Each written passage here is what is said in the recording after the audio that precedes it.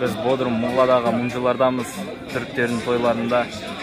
Қазір бізде үйрену тойы басталайын деп жатыр. Ашық алаңда европалық және де қазақи стильде бірге араласқан, өйткені біз 7:30-ға шақырған, ақасы саат 8.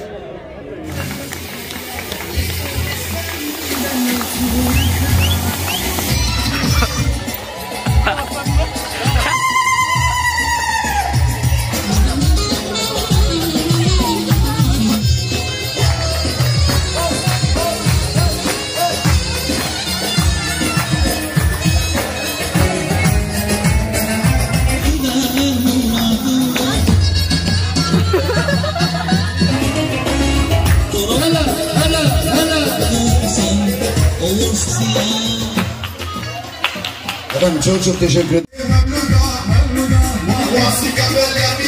Saat 9:30 болды, бірақ біздің үстелімізде әлі тамақ жоқ. Алмек, бақлава ғана. Және де бір кола, фанта ғана болды. Билеуде барлық қызық, билеуде. Все.